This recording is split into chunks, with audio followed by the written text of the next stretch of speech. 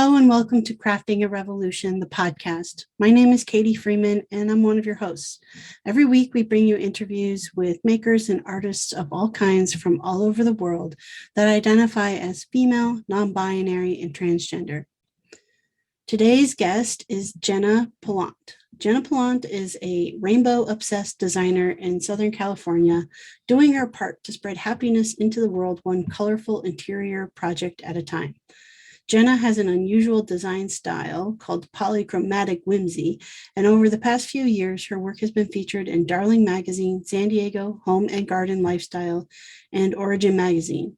She was born and raised in Nebraska and believes that through hard work and determination, anything is possible, even banning the beige in interior design. In a past life, Jenna was also a farm girl, musical theater performer, and television host, but now saves those talents for Instagram and YouTube. When not bringing delightful color into the world, she spends her time keeping her mental health in check, making her handsome hubby laugh, or just being a damn good dog mom to their random four.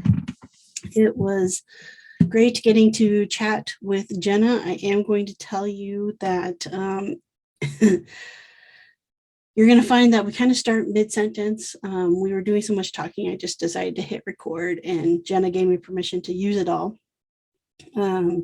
So it might seem a little different because the introduction isn't right at the beginning. And also there's definitely a little bit of like rage sharing about the Supreme Court decision for overturning Roe v. Wade. So there is a little bit of that comes into play on this episode.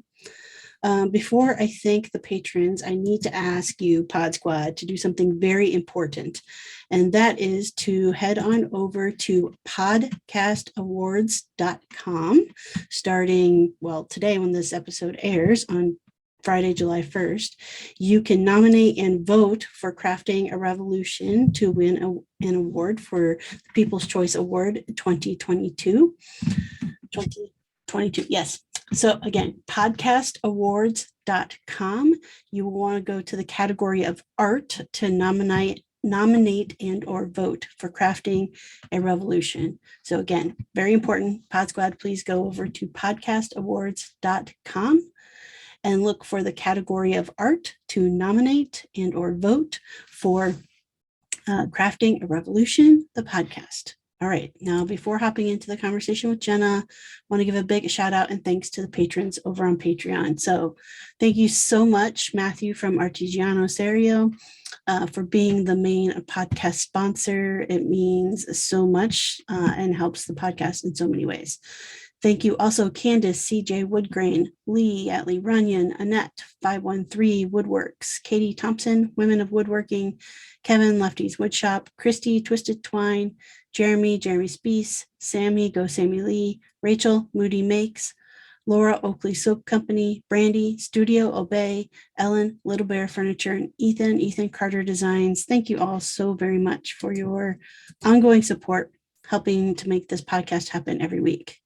All right, let's head on into the conversation with Jen. Hit record. There we go. Okay. Now we'll do that.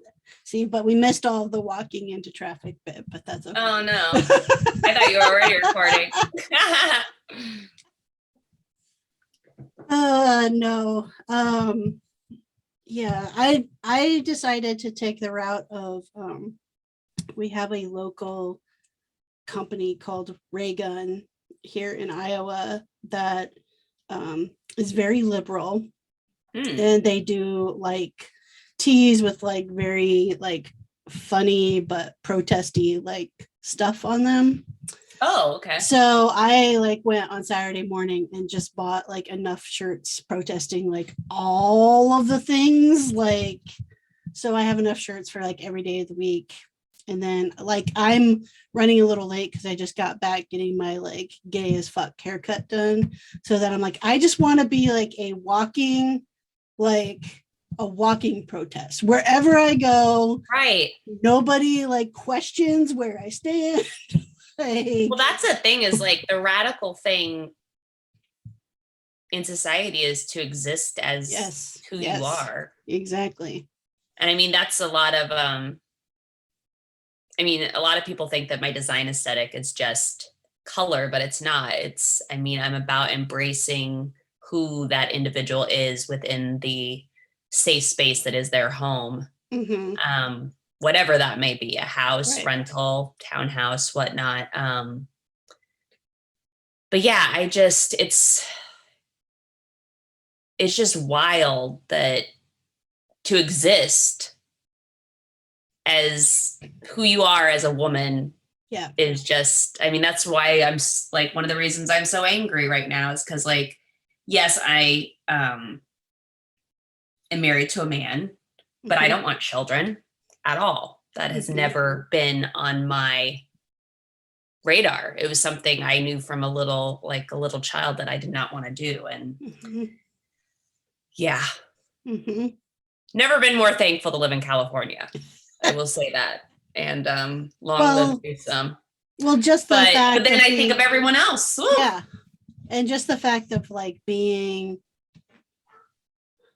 reduced to a set of organs that we happen to have been like born with. like our only purpose is to be an incubator.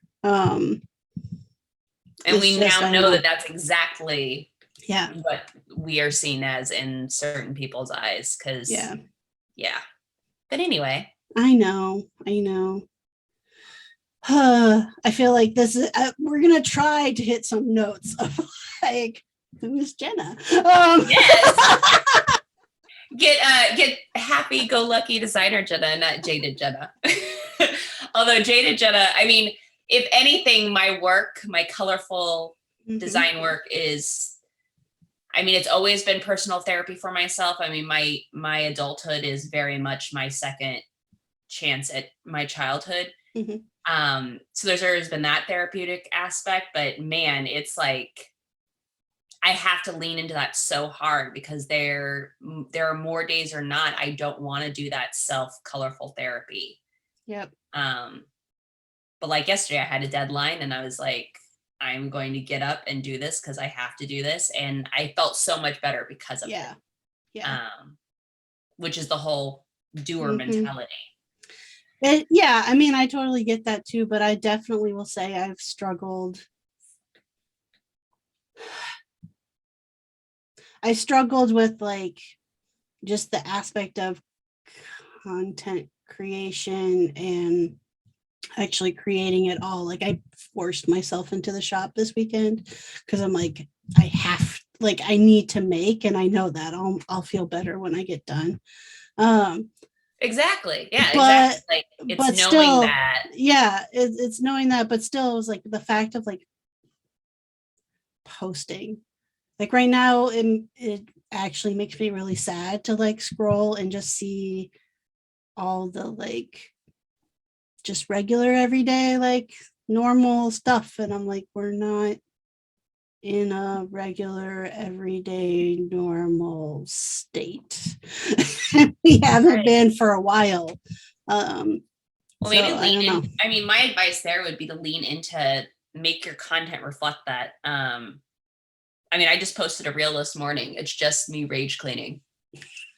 That's all it is. And the copy is about how angry I am. And like, it's still colorful content because I'm in the portfolio house. But I'm rage cleaning. Yeah. And there's a happy, like, you know, the lyrics match with what I'm like, what we're all experiencing. But yeah, I just, that's the thing. Like, that's another scary thing, I think, on social media right now is that you do see the people that are just acting like everything's fine. We're fine. We're fine. Little dog in the burning house. Like, it's not fine. No. And God love you if you can fake it.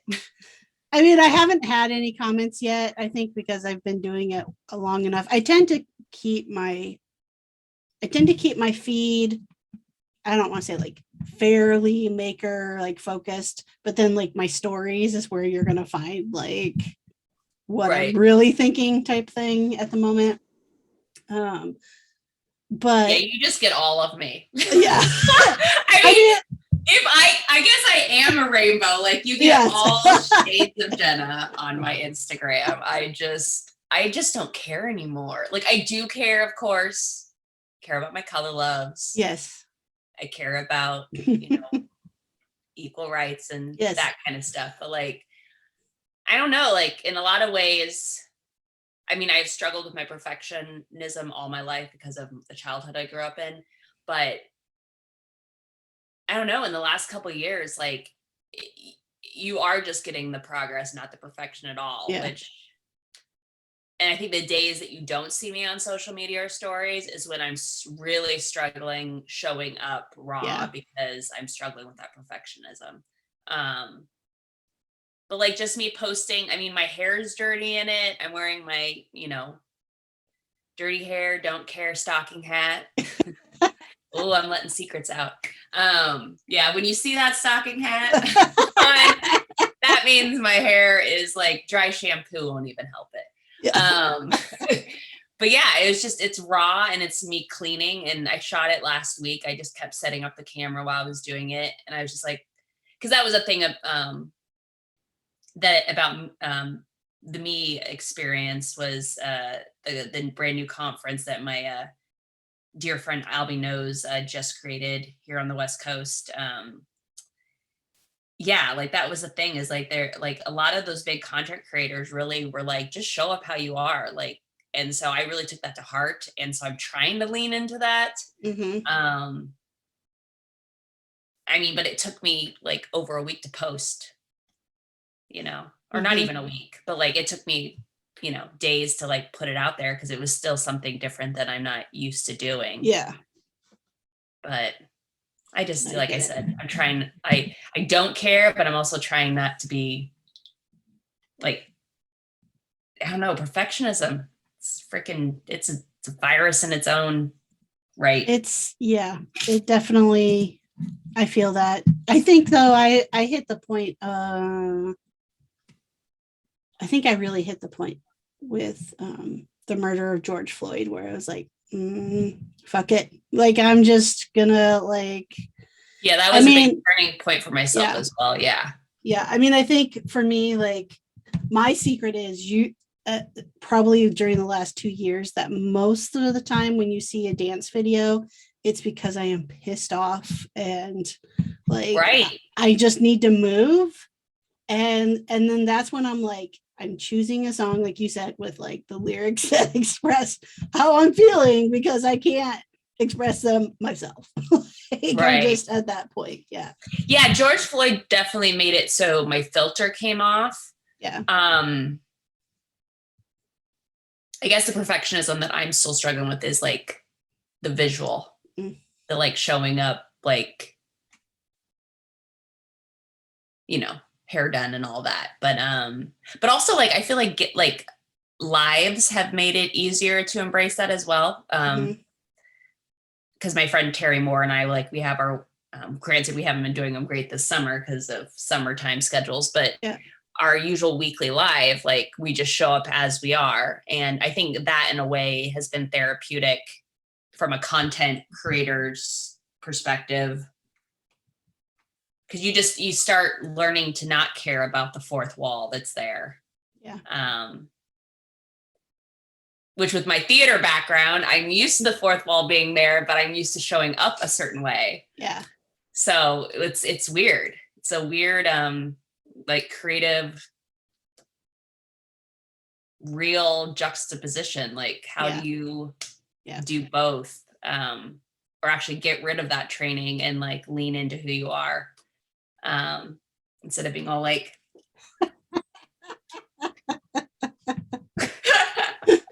jazz hands, that's right.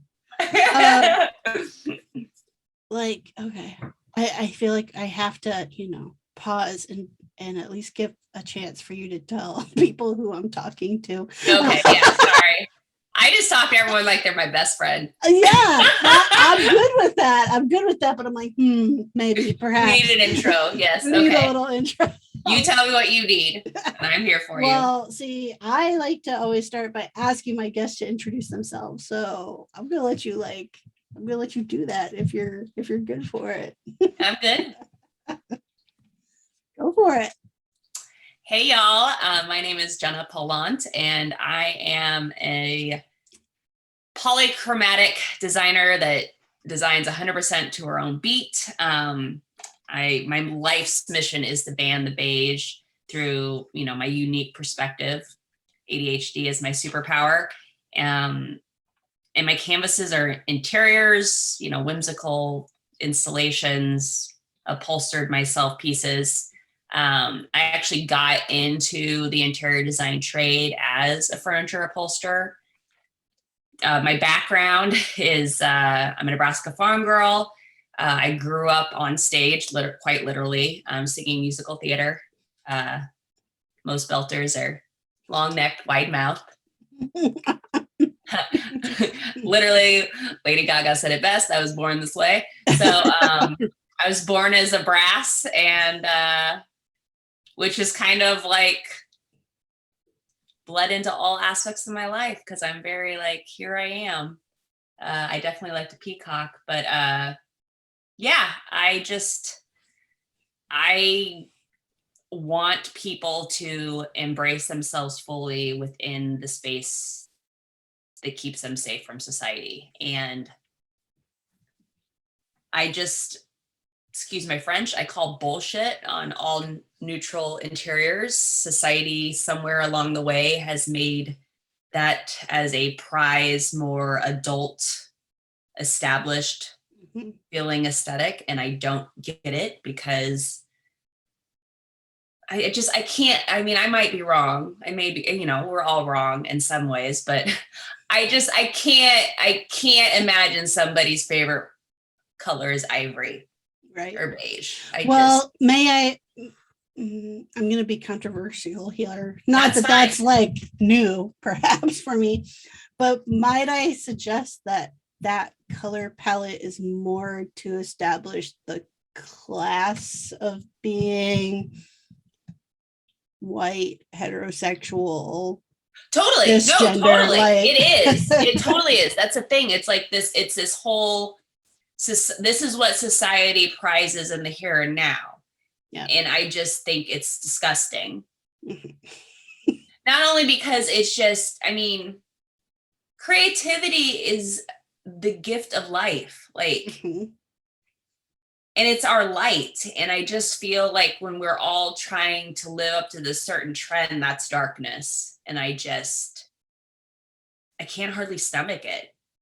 I don't even feel comfortable in all neutral interiors. Like, I'm just like, sometimes I'm like, am I an alien? Like, I'll read these articles in magazines where it's like, oh, the calm feeling of this all neutral interior, like, makes it so you can come home and just relax and blah, blah. I'm like, I feel like I'm in a hospital. Like, it's stifling. I can't.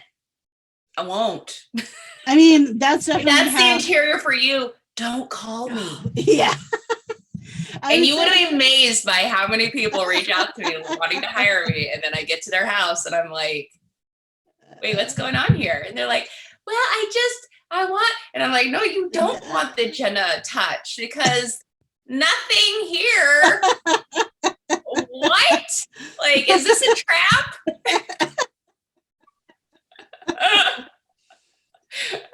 I think yeah, I'm with you because almost everything that I make, I color. Now, granted, the last few things that I made, I colored were just black and gold, but it was still like, I need the pop of gold on top of the black to make it right. Well, and if you notice, if you look at a lot of my interiors too, I balance everything heavily with white and black. Yeah. So, there are that's the thing is like, I want to do, I'm like, man, that'd be a good show if like people with neutral interiors would just let me come in and add color because they can live in harmony. Like, right. I'm not saying you have to be as bold as me. Like, I am not saying that at all, but I am going to call bullshit on the no color in your space. Yeah. Like, I have one girlfriend, I won't name her, but I have one girlfriend that like my life's goal is to eventually get my hands on her phone. And If she's listening to this, I don't even know. Like, it's not Ashley. It's not my best friend, folks. It's like a good girlfriend. But I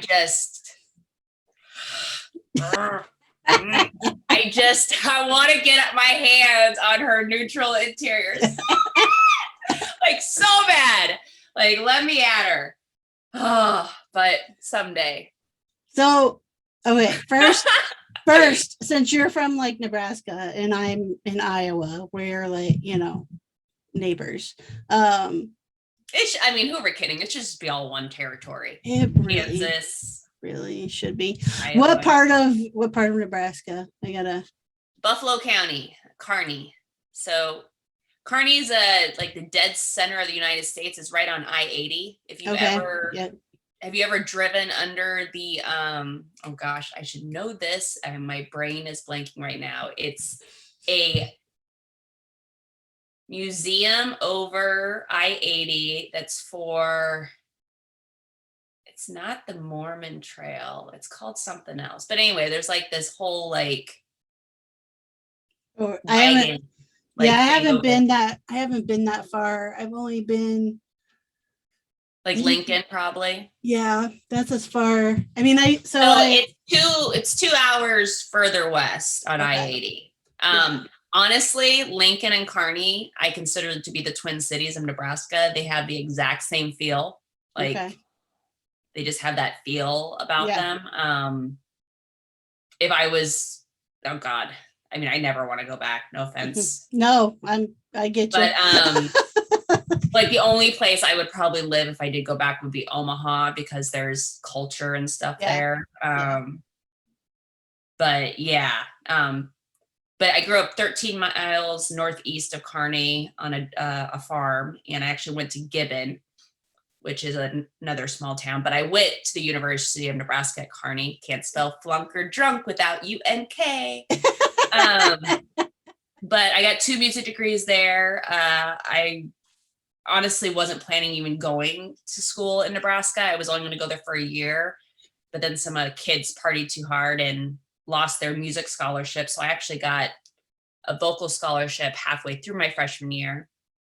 So I decided to stay, and it actually ended up paying off in a huge way, because I was on the board of directors for the Kearney Community Theater. I got to musical direct there while also being, leads on main stages. And then the last 2 years of school, I crazily enough was a television host for the local Fox affiliate, not Fox News. Let me be clear. Yeah. We're talking like Family Guy and Everybody Loves Raymond. Yeah. I gotcha. Like Ray's at it again. And then I had a segment called Out and About with Jenna, where I like went and covered like farm shows, Iowa, farm shows and wiener dog races and all that fun stuff. Yeah. All that fun stuff. But it's crazy because, my dad also wouldn't pay for anything on the farm. So us kids, like the first successful story of child labor, so I was the oldest. So there's a lot of stuff that like I did on the farm as a kid. Yeah. And I don't know, everything in my life thus far, I feel has led me to Room Bloom on YouTube. My husband and I bought this house here in San Diego, and I know good contractors exist, but we couldn't find any to come out to Northeast San Diego County. So now I have to ask where in San Diego County, because I also lived in Oceanside for almost. Okay, so we're in the skillet from Oceanside. So you just take the 76 inland. Yep. We're out by the tribal reservations. Okay. Casinos and stuff. Yeah. It's like San Diego's best kept secret. Hama Valley Country Club. Like John Wayne lived here. When you pull into the gates, it's like you're stepping back in time. Like the grass is like all green and it's literally like you're stepping back in time, because most of my neighbors, you can just imagine what their politics are. That's all I'm going to say.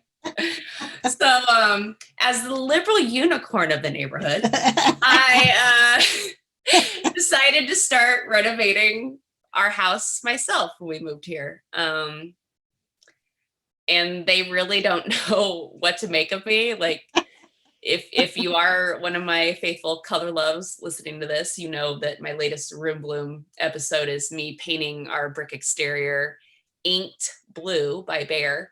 And I don't know.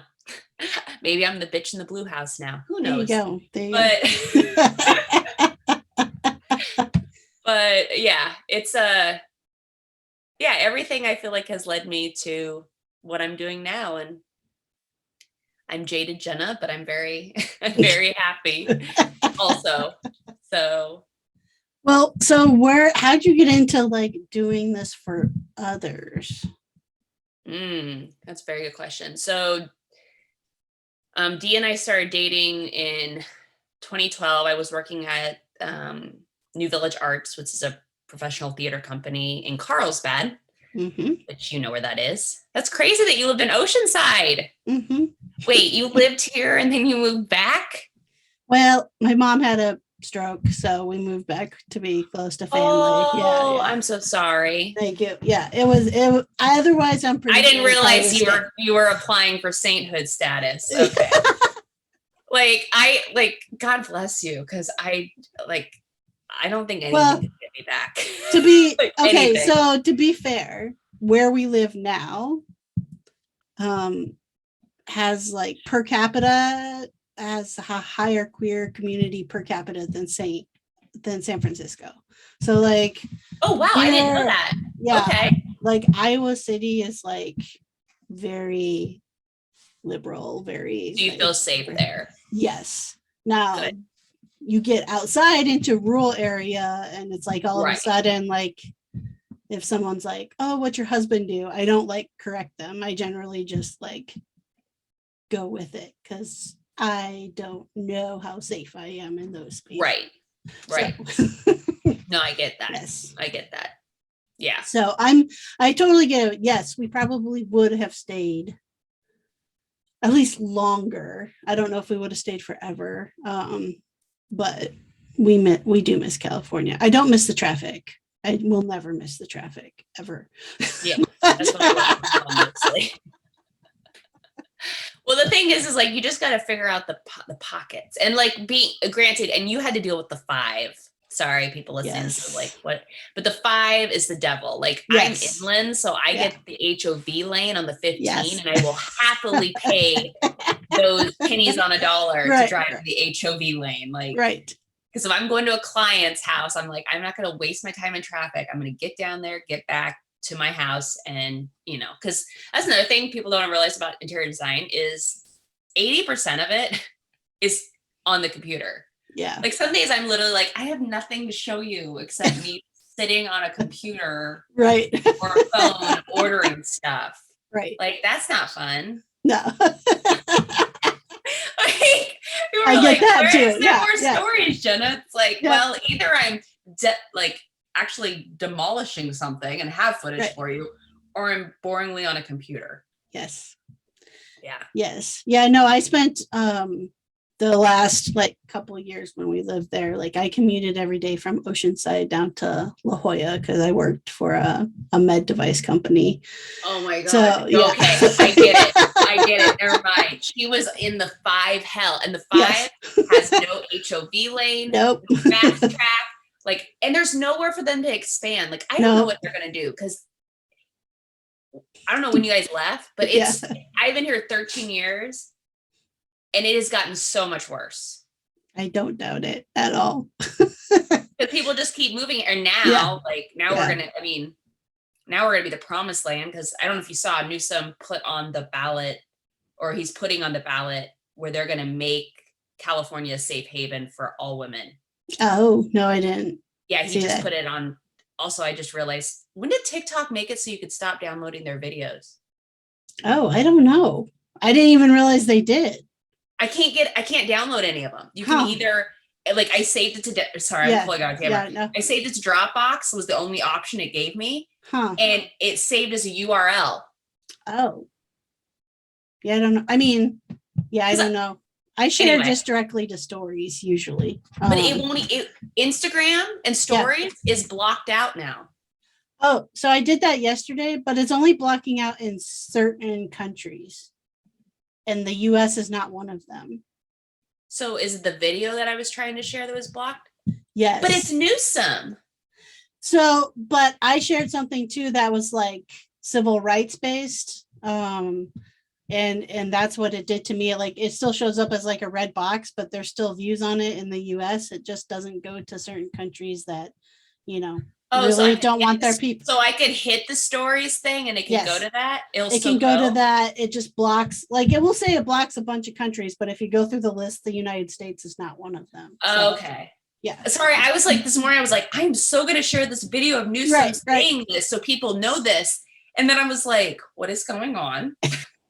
Like, yeah, I think it's like just based on what I shared yesterday, which is also related to the whole thing on the 14th Amendment, but like it did the same thing. And at first I was like, what the hell? But like I went through the list and it's like basically blocked in all the countries that like severely don't want their citizens to have rights. Okay, so Russia's not seeing my TikTok. That's fine. Yeah. That is fine. Okay, sorry, I totally got off on a tangent. What were we talking about? We were talking about traffic, but anyways. In Safe Haven, California being safe haven now. Oh yeah, hopefully. But anyway, well, we'll take you back at any time when you're ready to move back. But no, that's good to know about Iowa City. I didn't know that. Yes. But I lived in my first job out of college was in Fremont, Nebraska. And my uncle lives there. That was like one of the like worst experiences in my life. So I'm not a bit like I have a short list, but there is a list of like states that I'm okay if they just didn't exist. And Nebraska tends to fall on that list pretty high up. But yeah, no, I get it. No, I'm a Trump orphan, so I am going on 2 years of radio silence from my nuclear family. And oh wow. Yeah. So wow. I have similar feelings. That's why I'm like, you couldn't pay. Like, I don't see myself ever.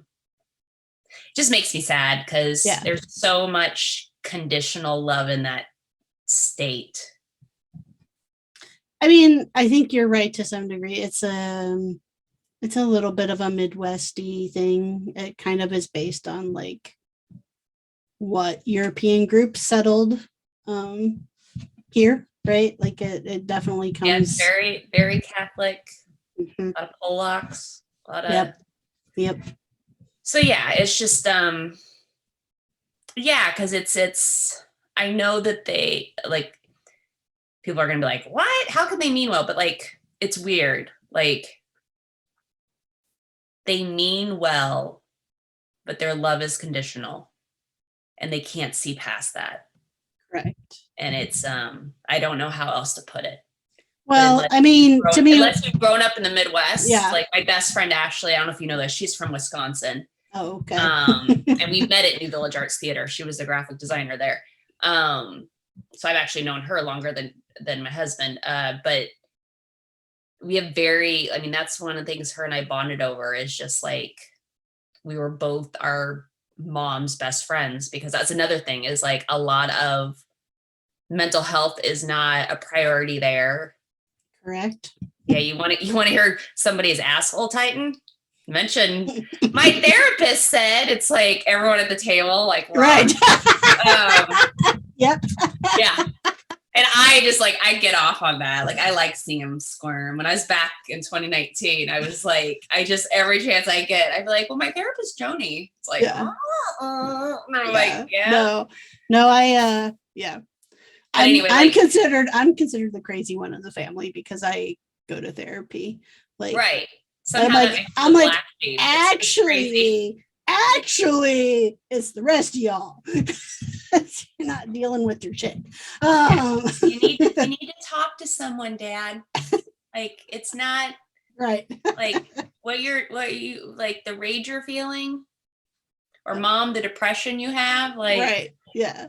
No, I get it. I mean, to me, what you're describing is like a similar feeling of like, me coming out and just being told, well, we hate the sin but love the sinner. And it's like, no, you don't understand. There's like no, like, you can't disconnect. Like, this is yeah, me. there's no and or. Yeah. Like, that's the thing, is like there's this and or with the conditional love, and it's just and stuff that, like, I mean, other like past relationships had like told me about my folks, and I didn't believe them. And then like stuff happened in the pandemic, and it was like, oh my gosh, like certain things people had said to me over the years about my family, like all of a sudden I was like, I got what they meant.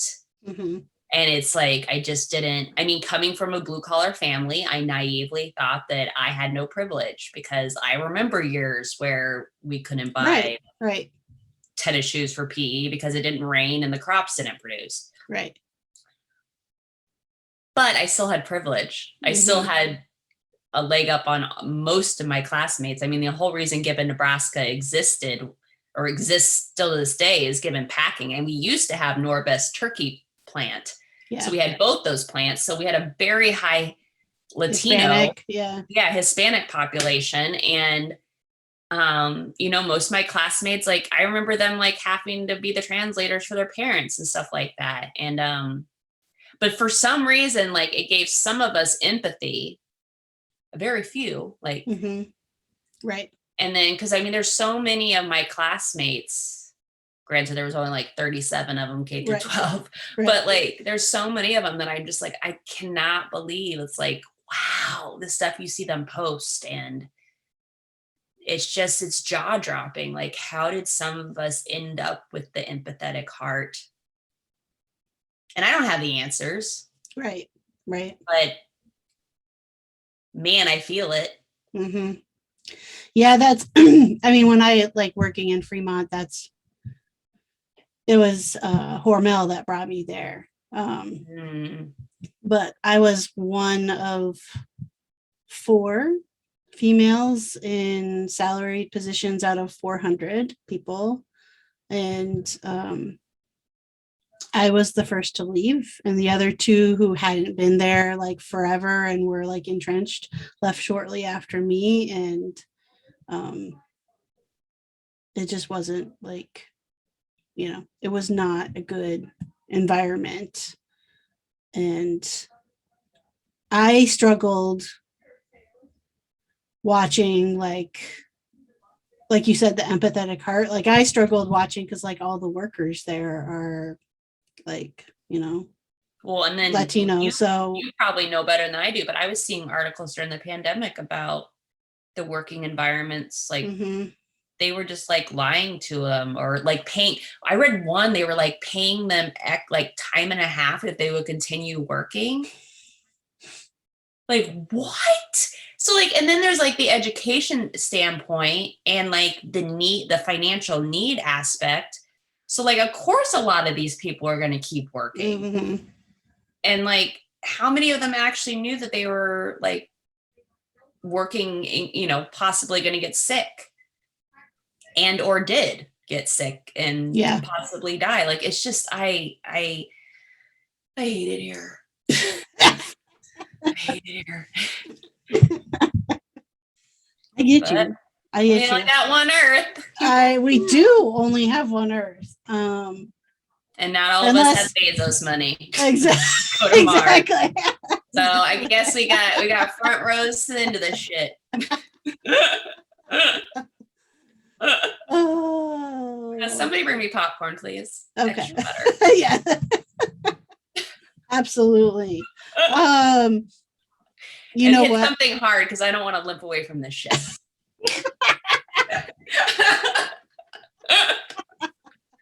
That's also a valued opinion. Like, if we're gonna do this, let's do this 179%, and just like go full throttle and hit it and just be done with it. Like, yeah. You know what I'm realizing? We totally went off on a side tangent, and I don't think we actually like got to, how did you get to do this in other people's homes? Okay, that's the question I was like, where did it? Oh, that's what I was talking about. I was talking about musical theater. Yes. Okay, so I was working at New Village Arts. Daryl and I started dating, and he could see something that I just wasn't ready to admit yet. So I hadn't even been there like a year at the theater, but it was like I had finally got the job I thought I wanted. Had just gone through callbacks for the upcoming season. I got hired under the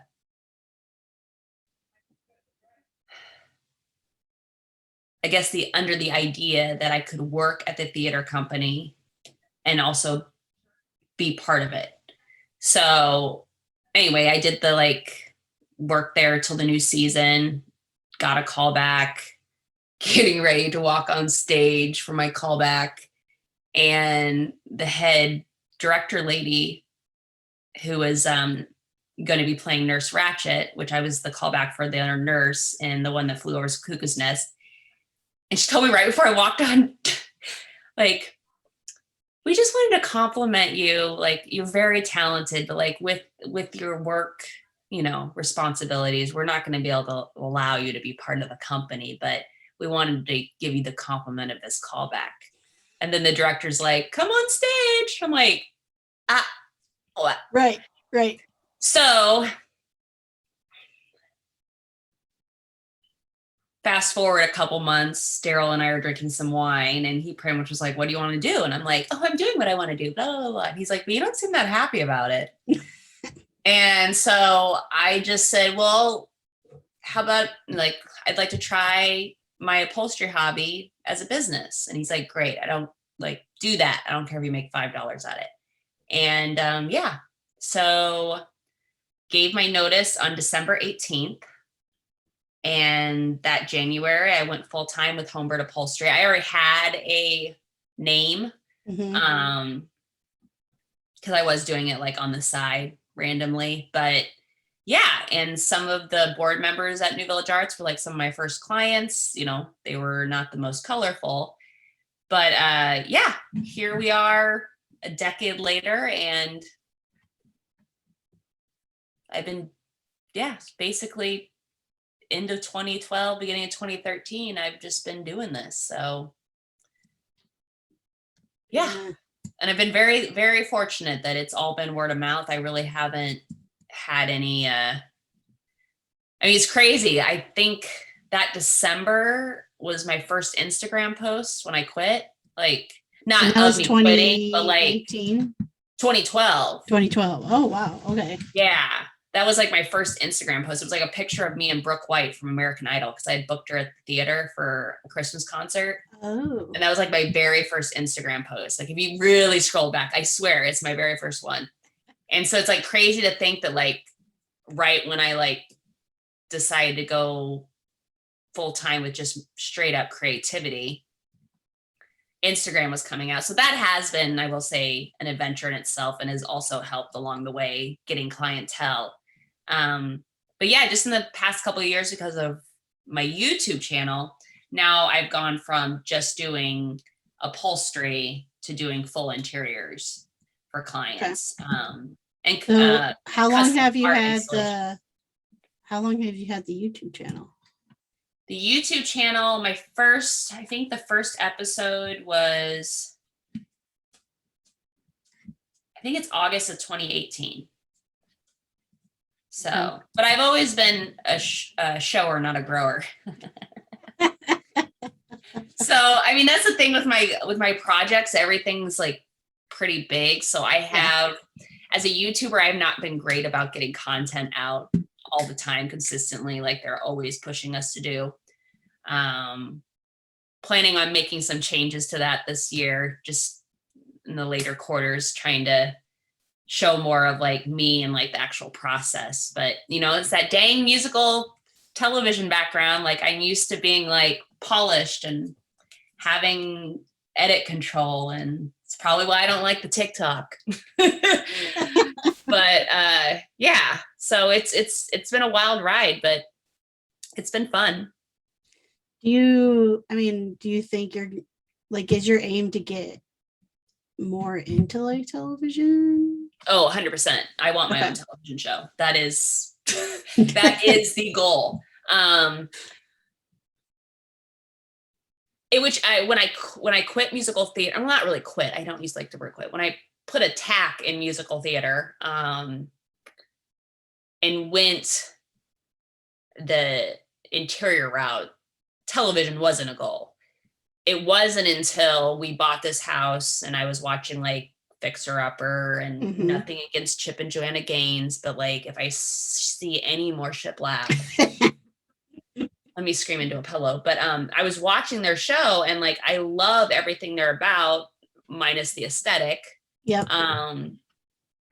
And I just thought I can do this. Like when I was a television host in college, we had like a $50 budget. Yeah. I was not only the on-air host, I was the editor, the copywriter, the stylist, hair and makeup. Like I did it. I had to do it all. I was part of the promotions department, but it was my boss. We had one editor, Tori, and me. Well, Tori had to do all of the promotion editing for the news channel, the NTV, which was our you might know NTV, being in Iowa, but NTV was the bigger fish. Fox 4 and 17 was more the redheaded stepchild. So Yeah. I really had to focus on our stuff. I mean, Tori was there to like create my opening and stuff like that, but like the packages and stuff I had to create. Which it's funny, they were like in commercials. So it was either a minute or less. Well, think about reels now. Yep. Like, it's just crazy. Like, that's like, sometimes I'm like, what is like, I mean, I think I'm very much in control of my destiny, but there's just some things that feel so kismet that you feel like, okay, there's something bigger play here. Yeah, because I was creating these small little packages. I had to pack a lot of information in a very little time. I mean, I remember Mark Baumert, the head of the news department at NTV, like one time we were in the break room and he was like, I wanted to compliment, like I just remember he like, I don't remember exactly what he said, but he was pretty much saying like if you ever want to come to the news side, like you're really good at putting together small, complete packages with a lot of information. And then now we have reels. Right. And that is something I know personally I need to lean into as a content creator, but it's just another thing to add to the to-do list. Do you think ever about using that knowledge as something to teach? No. Okay. So here's my thing. To those that want to teach influencing, like more power to you. It's just, this is very much my second chance at childhood. I spent most of my childhood being my mother's therapist and trying to keep the peace between my two parents. And in a lot of ways that stole a lot from me. And so I am strictly here to inspire or to hire. My theater kid is showing. Yes. But yeah, I don't want to ever be a gatekeeper of creativity. You do not need me to be creative. Like I just don't want anyone to ever feel like they can't do what I do, because there is enough success for us to go around. I'm getting over in the past year heartbreak from this from the DIY community, and it has made my why so much clearer. Like my why is not a money grab. My why is not to be a gatekeeper of creativity. My why is to spread my creative light and help others embrace the color that makes them them. And I struggle with social media a lot of times, both for the narcissism of it and also just, I don't want anyone to ever come to my profile and feel bad about themselves. I want my corner of the internet to be colorful and inspiring And I don't know. There's just the teaching of it. To me, it's too much shoulding on the individual. And I don't want to tell anybody how to spread their light. I just want to encourage it. So I hope when people see my reels or my interior designs, it inspires them to live more boldly within their space and also within themselves. I don't know why one of my like things in life has been anytime that someone has told me to change, every time I double down on me. Every single fucking time I double down on me. I mean, when I was pursuing acting here in Southern California, both in San Diego and Los Angeles, I got told I should get a nose job, tan, change my hair, change this, blah, blah, blah, blah, blah. And it just pissed me off. And, that's another thing that feels so kismet with Daryl and I is like, I'd gotten out of a really toxic, bad first marriage, and the universe just put him in my path. And like, we have 13 years difference between us, but like, and we're so different. Like he's black and white and I'm like, let's mix all the colors together and make gray. But we come from very similar backgrounds, and he has very much encouraged me to do what I'm doing now. And I can't see myself ever teaching that. And maybe that has to do a lot with like, I was bullied K through 12 as well. So anybody that feels like any sort of gatekeeping to me just makes me go, ew. Like and maybe that's why, I get told a lot on Instagram, like, I love that you're real.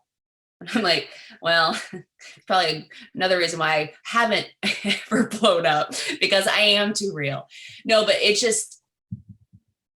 but I think maybe that's why I'm real about this stuff. And I just I'm starting to just really not give a fuck. Is because I'm just so tired of people trying to fit people into like these certain boxes, or you need to be this way or you need to be that way. And I guess teaching influence to me feels a lot like that. If that makes sense. I don't know if that makes sense, but it makes sense. Like, I don't even like the word influencer. Like, I like content creator. Like influencer to me, like when someone was like, well, you do have influence, and that just, I don't know. It just makes me like, because I was not super popular, but I was popular in school, like K through 12, it wasn't a big school. It was like 600 people total. Everyone knew who I was because I was in everything. But I was also, I will say, probably one of the loneliest people growing up, because I was always getting told like, oh, blah, blah, blah, you should be this, you should be that, blah, blah, blah. It just, all that noise. But for whatever reason, I've always just doubled down on me. Our captain of the football team told me one time that he's like, you're so weird. And it was either Alloy or Delia's catalog had this like muscle tank top that looked like a football jersey. And it had 00 and it said weirdo across it. It had like rhinestones, which I'm not even a rhinestone kind of like wearing kind of chick. But I bought that and I wore it to school like a badge of honor. And I remember he saw it and he kind of rolled his eyes and like laughed one day. But I don't know why I'm like that, but it's just, I don't know. So I guess to answer your question, no, I will not be teaching influence. If anything, all I want to do is encourage everyone to get a therapist. That if I'm going to use my influence for anything, that's what is like. Embrace your weird and get a therapist. There you go. You heard it here first. That's your tagline. You're on out. I love it. Well, we're actually we're at the end of our time. We got through the hour. Hey, do you have any other questions for me? Do you want me to answer real quick? I don't think so. I think we got through it without being too ragey, which I'm proud of us for. Like we didn't. Yeah, I could have been really ragey. I know. I could have too. So we didn't Are we still recording? Yes, we are. Okay.